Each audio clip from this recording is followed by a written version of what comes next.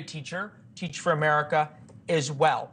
All right, at some point, right, if conservatives say they want to be able to have local control, parents should decide, doesn't that mean if parents in LA want their children to learn about LGBTQ issues in school and want to learn about drag queens in school, they should be allowed to choose that? And if parents in Kansas don't want their kids to learn that, they should be allowed to choose that.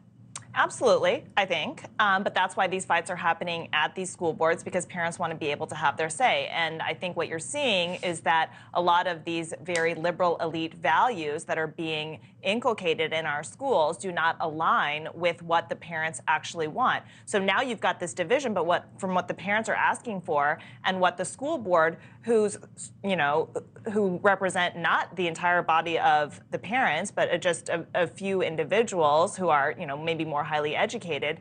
And I think it's going to be a problem. And we're not talking about whether we talk about fractions or division in 6th grade.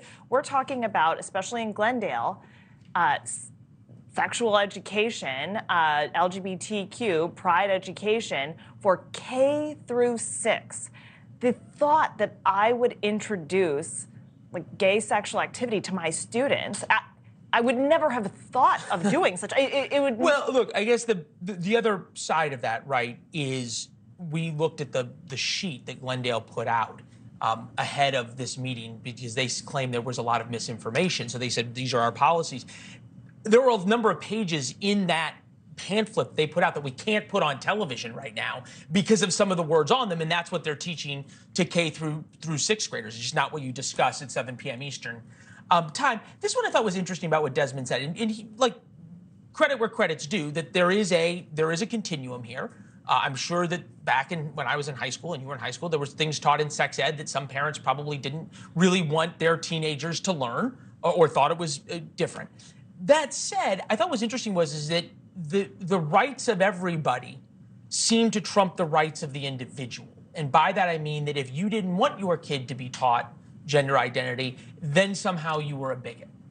Yeah, and opt-out, I think, is one way to go about it, although even still with opt-out, all the other kids are learning about it. It seeps into the classroom. It really is part of your day.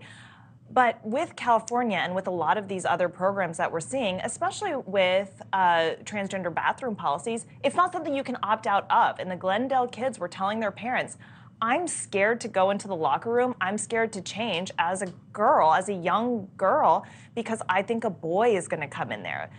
Just opt out is not even an available option anymore. All right.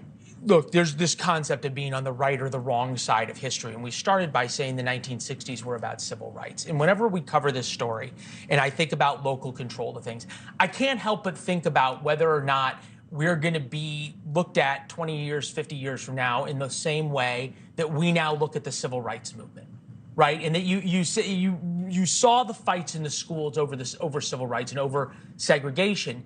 And I often wonder if we're not flirting with the same line here. We're not. This is, for me, what I see is that you've got a very small cadre of liberal elites who have ideas of critical theory and other things that they've learned at universities. And then you've got the rest of America, including minorities. This is what we're seeing with Muslim Americans who are protesting in Maryland, Armenian Americans who are protesting in California. These Hispanic Americans in the South. Yes, yeah. And I think as our nation gets more diverse, we actually see a greater and greater pushback. These values that are being pushed in our schools are not ones that are broadly shared, and they're going to be even less shared as our nation changes. All right, May, thank you very much. We appreciate it. It's good to see you. Good to see you. Yeah, thank you. Thanks for watching. Go to newsnationnow.com to find NewsNation on your television provider. And don't forget to subscribe. Click the red button to get more of NewsNation's fact-driven, unbiased coverage.